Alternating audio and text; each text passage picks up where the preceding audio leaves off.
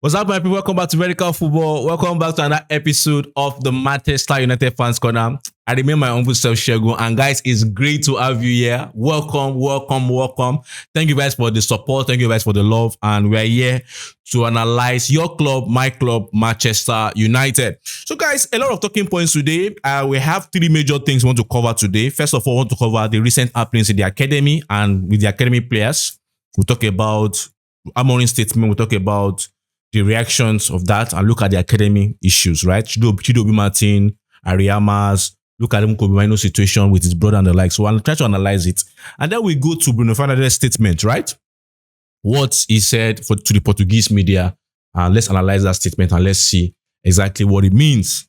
And then lastly, we'll talk about the discussion around formation change now due to the AFCON. Let's talk about the formation change and what we see in it. So guys, let's drop right into it.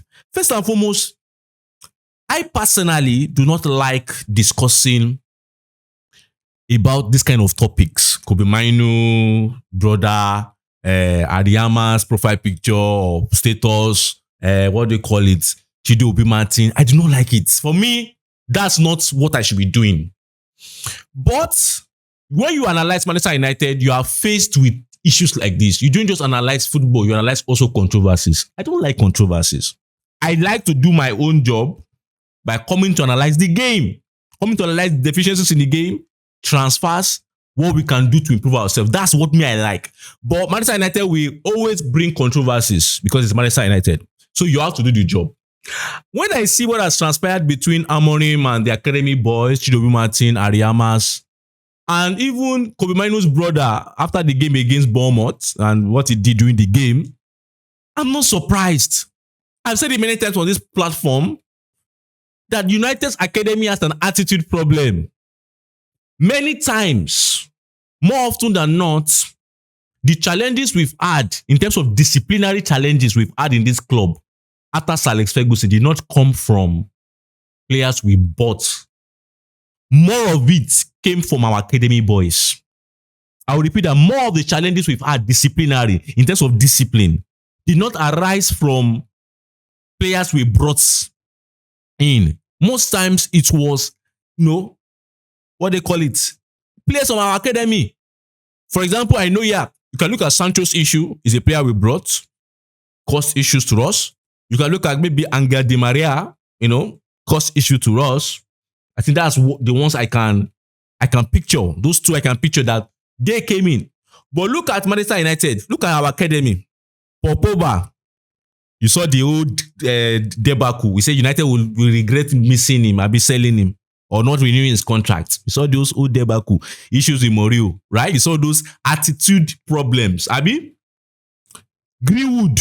Mason Greenwood. You saw how his beautiful career that should have gone to greater heights. I know he's doing well. He's doing well in where he is now, Marseille. But the fact is, he should have done amazingly well at Manchester United.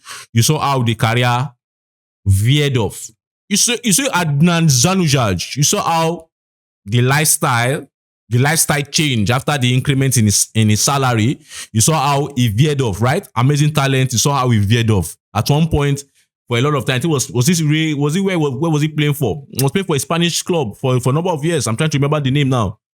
How that career veered off. Jesse Lingard. Jesse Lingard. You saw how the career, you saw the career left dancing. I think now it's in South Korea. You saw how the trajectory of the career. Alejandro Garnacho. You see that? You see what Garnacho? All those things his brother was saying, all those things he also, might have said.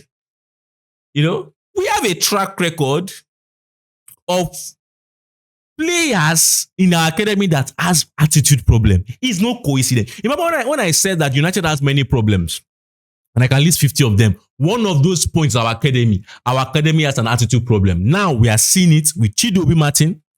We are seeing it with Ariamas. We are seeing it even also now in a stylish way with Kobe Maino. So I'm not surprised. The club is a mess. In the academic situation, see the problems. So when I say these things, in as much as I don't like to analyze it, I'm like, I understand and I know the club has an issue. and academy players. There's something wrong with the fact that academy players misbehave. They have an attitude problem. So now, let's look at the statement Amorim made. When I listened to that press conference, I immediately saw what he said. Like, bro, you don't need to see Amorim. There are a lot of things that are true, but you don't need to always say the truth. I think that's quite clear. There's some things that I'm not saying you should lie. There's some things you don't just say. It's the truth.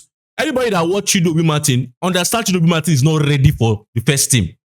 I watched him in preseason. I watched him in the season last season when he got minutes. I saw him. This guy is not ready. Yeah, anybody that sees Chido Martin is ready is deceiving Chido Martin himself. If there's an agent out there telling Chido Martin that Chido, you are ready for Manchester United, you are deceiving him. He's not even ready for the Premier League. Chido Martin currently in his state cannot play for any club in the Premier League. He's not there. Let me just put it that way. I don't want to start going deep. It's not there. The speed, the reaction, I can analyze him. And how he's not yet there. That one is there. Ariamas. Yes, you can say Ariamas, fantastic talent. And I've seen a lot of people say about him. But I believe Ariamas can play for maybe one of the teams in the lower teams in the Premier League. But I don't think Ariamas is the level of Manchester United. I don't think so. And some people might say, okay, Ariamas is not the level. What of Dogo? Dogo also is not the level. It's not the level, and they should never be the level of Manchester United. We shouldn't be depending on 18, 19, 20-year-old boys to always be the level of Manchester United. Yeah, there will be exceptions, as I've said many times. But we should not expect they should be the level. Ariamas is not the level of Manchester United. But I believe he can play for one of the lesser teams in the Premier League, where the pressure is not there. But it's currently in the Championship. Some people say he's doing well. I've not watched him, but I've seen what he does at Manchester United. And I'm like, I've seen him what he does over time at Manchester United. And I say, this guy can make one of the top. But it's not Manchester United level. But even though those things are true, I don't think Amorim should be saying it. My opinion, there's some things you don't just say. Because if it was another club you are managing, you can say these things and they fly. United, they look for everything to make news. We know this. So a statement that is just the truth and the fact, these guys are not ready. A statement that another manager can make the exact statement in their own club and will not get any limelight, will get limelight to United. So I felt Amorim messed up there. He shouldn't have said what he said, even though it's true. Those guys are not ready. Those guys, I'm currently speaking, there's no academy boy that is ready for the first team. If we are being honest ourselves, I don't know how people, Sekou Kone, they are not ready. And one thing about United, I think I want to talk to the fans, is the fact that we have this attitude, which I feel is not a good attitude. I have to say it. It's not a good attitude. We have this attitude of propping players so high. This player, we like this new and shining thing. Anything that is new and shining is good to United fans. That boy in the academy, wow. That guy is so fantastic. Yeah, we can see the guy playing among his age mates. There's a potential there, right? It's so fantastic. So amazing. Now, the guy comes to the first team. And maybe he has a bad month or bad 2 months. As with any player, there are definitely players, players will definitely have bad months. Sometimes even bad seasons. It's part of the developmental stage, especially for young players. But if you see, even one game, the player has 1 game or 2 games consecutively that is bad, the same fans that say, nice, it's the same fans that will go to the other extreme and say, stupid player, it's not good enough. That's not life. And sometimes we think that these players we have seen are peers. Sometimes it shows that even people that are saying these things don't understand this game. They don't understand this game. I remember many times Alex Ferguson will say that whenever a player has a very good season, I think I heard from him first, that whenever a player has a very good first season, the second season is always a season where the manager has to be very careful about how to introduce, because the player would mostly struggle the second season. And I've seen it many times happen in football.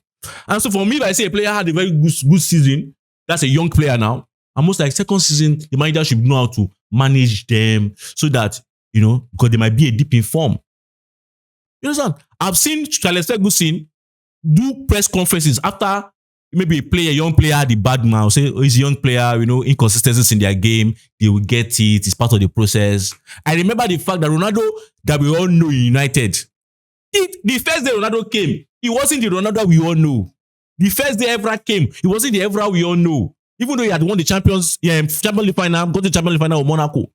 The first day Nemanja Vidic came, it wasn't the Vidic we knew at the end. People grow, but it's as if this our fan base don't understand that they think maybe not PS will not say with the play. I don't know. So when we see a young player have a bad game, oh, this player is good. But when he has a bad game, it's not good. It's not. And one thing about that stuff is these players are not living in a cocoon. They're not living in a rock. They see these things. One example is Dogu. I have to be very honest. Dogu this season, when he started this season, a lot of his part of his game was decent. The only thing he faced was the end product. Intensity, focus, and everything, the drive and everything. Now, it's as if the boy is even scared to play for the club. And sometimes you see that, even as much as I believe the boy should be mature, and people will say the guy, if you are playing for Manchester United, you'll be matured enough. But the fact, even you when they talk and if you take him, the old media are saying you are not good enough. Maybe, and the only fact is you had 3 or 4 games bad. And we've seen it in this same football we watch, where we see a player have a bad season, and all of a sudden they come back one next season and they pick out. Whoever saw the likes of Salah, De Bruyne, when they could not even make Chelsea's best team, even though they were talented. Some people would have, maybe if Salah had a bad game then, who would have said, this Salah not feel good again, Joe. And see the Salah. Oh, De Bruyne not feel good. They got De Bruyne a waste of money because of 1 bad or 2 bad or even a season bad game. And they say, oh, this guy is not good enough. I'm not saying you should not talk about players, but the fact is sometimes the criticism of the players doesn't really make sense. I have to just say my own. It doesn't really, to me, it doesn't make sense. That's why I'm always against propping up your academy boys. I'm always against it. This is what I'm saying, especially to academy boys. I'm not about you talking about a professional that has a bad game, because they should have got to a level in their career where they have a stability in performance. I'm not against that. I also do that. I criticize Ugarte, criticize Casemiro, I criticize Bruno Fernandes when needed. I understand that. But academy boys that are still coming up, that are still trying to get their feet, their way is still slippery. We judge them too quickly. We hype them up and we knock them down. And I think it's so sad. It's so sad. I mean, let me say one last thing about United Academy. I feel that another reason why we keep seeing our academy players misbehave. We see Garnacho misbehave. We see Rashford at some point just give up motivation, not even running. We see Lingard doing whatever he likes. We saw Pogba doing whatever they like. You see Kobe Mainoo and his brother now doing what they like. You can't tell me that Kobe Mainoo was not aware that his brother was going to do what he did. So he might be appearing to be a good person or well-behaved. Even though I understand the situation that he's not playing games, but you cannot tell me that his brother acted without his knowledge. And even up to now, I've not had any statement, even though you didn't know, I've not had any statement after that incident that he released a statement apologizing or his brother apologized for what he did. And the reason why these players are doing all this misbehavior in the academy, that they are Ariamas and Chidobe Martin, is because they know that a section of the fans will support them. A section of the fans will support them. A section of the fans will say, no, they are right. Oh. Even though those boys, what have they offered to us?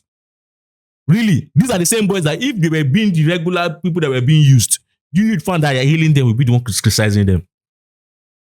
They believe that they know that it's not that they believe. They know that a section of the fans are going to back them.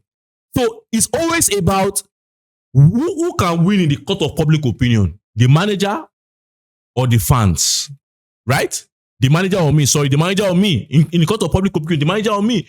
And they will take their chance because they know that the fans will back me.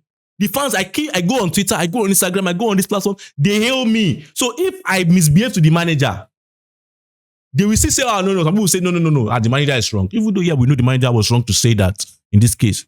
But the fact is, the actions of those youngsters actually shows that, come on, there's a serious issue at this club, and it has always been for years. I mentioned 10 plus years. They believe a section of the fans will support them. You see section of the fans saying, I wish Rashford was still in our club. We have to find a way. We are too dreamy. We like things that are looking shiny or looking new. It might even be someone that has left us, that has gone on his own, But we just like before it's not we talk, we like to some people say give me a cocoa, but I'm like, really? It's so funny. It's so funny. So let's go to. Let me quickly say this. I'm afraid because I want to say that, in my opinion, after the academy boys we brought in, I want to say the only academy boy that I'm really pleased with, even though I know the way his career went, was Scott McTominay. And I feel for me, he has been our best academic graduate so far. I really believe that. And I believe whenever I hear about the good things he's doing in Napoli, and whenever I even see some of the games, I'm happy. You deserve the best. This guy, was even though, yes, might not be the most talented of players, but you cannot fault his character. I believe up to now that we didn't use him the best way we could have used him at United. I believe also at that point, the pressure of United is a different ball game. And there are other things why he didn't succeed. But the fact is, he won't come out to say, I've not seen anything where he came out to say things against the club. So I respect him for that. And I'm happy for his success. And I also fear now that Shea Lacy will not also follow the same trap. Nobody is bigger than this club. Not the manager, not the academy players, not the first team players. Nobody is and should be bigger than Manchester United. Anybody that feels is their best right to play without actually having the qualities to play in that system, I think they should leave the club. Let's go to Bruno Fernandes. His statements about United and how that loyalty and the likes. First and foremost, I have stated my opinions here. At a point, I was against Bruno Fernandes to lead Man United, but it came to a point where I said Bruno should retire at Manchester United. I still maintain my stance. People might disagree. So I understand that in the next couple of years, the impact of Bruno in the starting 11 will gradually fade off. But I believe he's a player that should retire with us. And there are many reasons for that. Number one of those reasons, you cannot fault these guys. You can't fault this guy's commitment. I know Bruno is a player that has the capacity for great madness and great good. You don't know the one you will get on each day. But I can't fault his commitment. I can't fault his drive. I can't look at a game and say, Bruno did not give his all in this game. And I can mention players that did not give their all. A lot of players over the years, this 10 plus said that you can say and say they did not give their all in this game. Bruno will always give his all. Sometimes this all might tend towards madness. Sometimes it's all might tend towards genius, being a genius. But the fact is, he gives his all. That kind of player I want to retire at my club. Bruno is an example. Forget whatever you think about him. He loses the ball too much. But you also know that it's in that same great madness that he has also created great beauty. Right? Scored a free kick in the last game. He has that. And we all know that's Bruno Fernandes. But for me, I want to understand a little bit the club stance. Because definitely, you have a board of directors. Not everybody is in support of Bruno Fernandes staying in Manchester United. So Bruno should also understand that United is in a state where anybody can be sold. I think he needs to understand that. Especially after last season results. With a new board, with a new... everything and anything is open to be sold. So I understand from the club's perspective why they should be saying, we are open if the opportunity comes, 100 million to let Bruno Fernandes go. A lot of the fan base were also in support of that. You get? So for me, I won't fault them because, funny enough, it's business in a way. 100 million, maybe we can get a younger, upcoming version somewhere in the world of Bruno Fernandes. So there are all those deliberations. It's not just one man's decision to say, we're not selling him. Right? So you need to understand that, even though, yes, I understand that under normal circumstances, you will expect that the club should say, no, Bruno is our captain and everything. But the fact is, it's that same club also, I felt there's that same club also that reviewed your contracts when they came on. That same Berada, they reviewed this contract. That was, I think, close to the end of Ten Hag's period. So they show commitment that they actually will support you and everything. But after the 15th position, everything in the club was up for grabs. And I feel that's the situation that does happen. And sometimes these decisions occur in corporate world, and players should be able to. Sadly, I know football is an emotional sport, but football is also business. So that's what I'll say about that. But also, I think the major point is the manager wanted you. The manager spoke with you. I want you. The manager fought for you. And I think this happens in many clubs where the club is deciding to cash out on a player, but the manager says, no, so I need him. So I don't think it's a big news, in my opinion. The major thing is the manager wants you. And the manager has showed his commitment that he wants you by playing you in almost every game, if not every game. And you also have showed your commitment by not allowing that to have a dip in form. You've been decent for us this season. You've given us goals this season.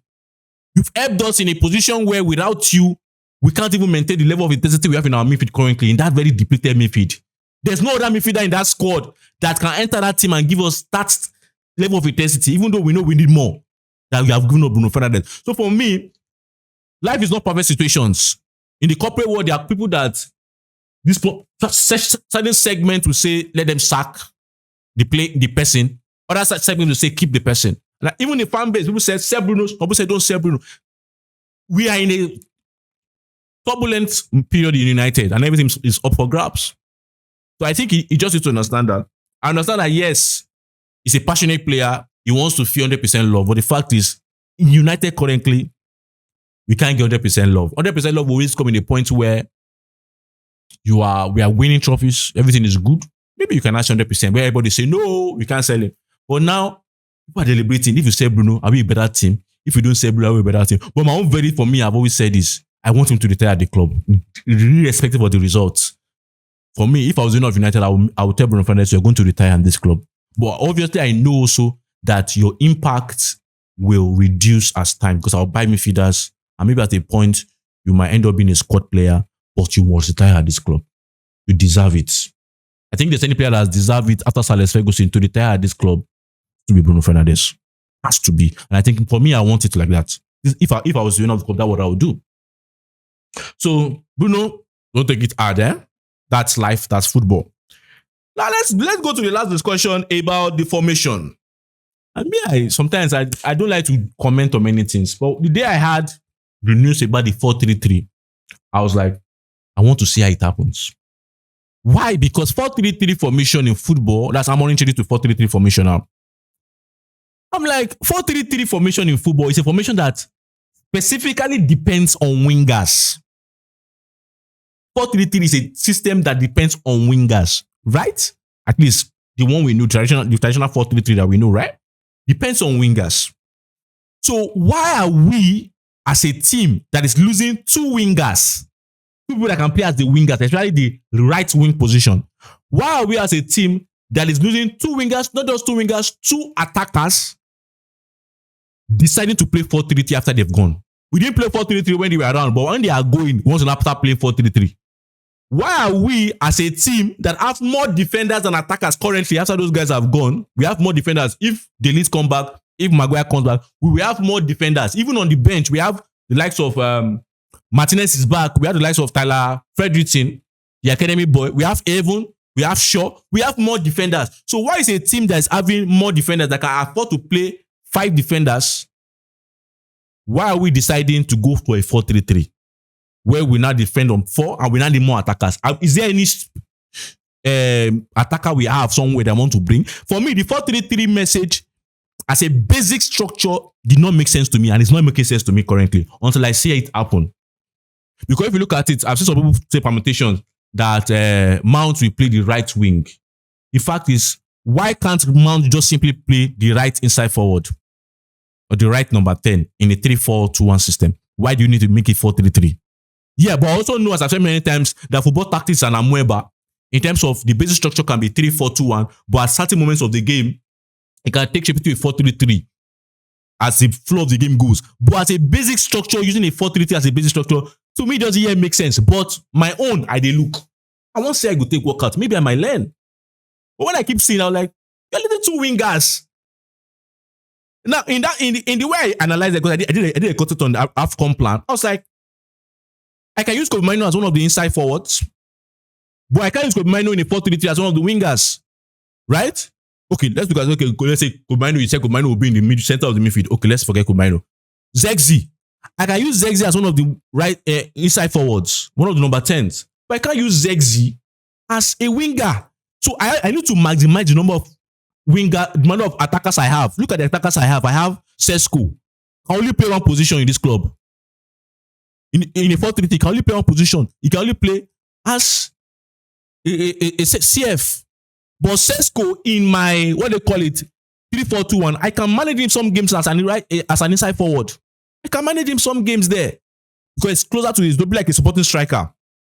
Zegzi can only play two positions in a 3-4-2-1 and can only play one position in a 4-3-3. That's it. So, for me, the 4-3-3 doesn't maximize the number of attackers and the profile of attackers we have currently. It doesn't. But people say 4-3-3 because I believe it's still an obsession with 4-3-3. People have not understood that football for over 50 years has changed. People don't really understand that. People think it's still the basic structure. And I think I saw the quote of Amad Diallo, which people should go and listen. Even Amad Diallo is saying it. We might start 3-4-2-1, but sometimes we play 4-4-2 in the game. Sometimes we play 4-3-3 in the game. And that's football. I say many times, football tactics is like an amoeba. It takes different shape.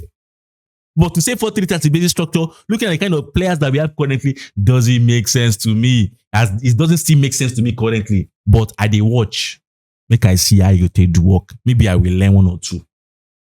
So, other people say 3-5-2. Yeah, 3-5-2 can work.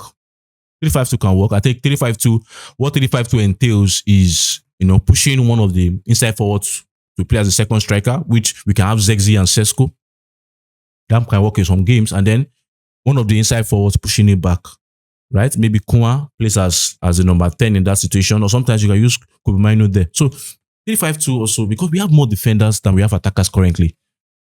Even not currently, even normally, we have more defenders in our team than attackers. So when we're losing two attackers, why are we going to a system that specifically need wingers when we are short of wingers? And I'm not one to throw Shelisi into the deep currently. You should, as I said many times, and I said in the last episode, one of the last episode I did, you should gradually come into the team.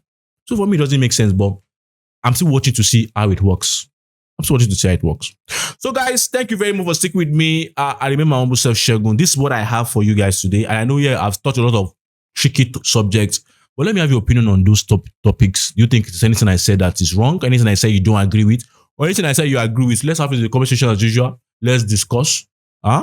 We are all learning from each other. We're all getting to understand our club better. So thank you for sticking with me.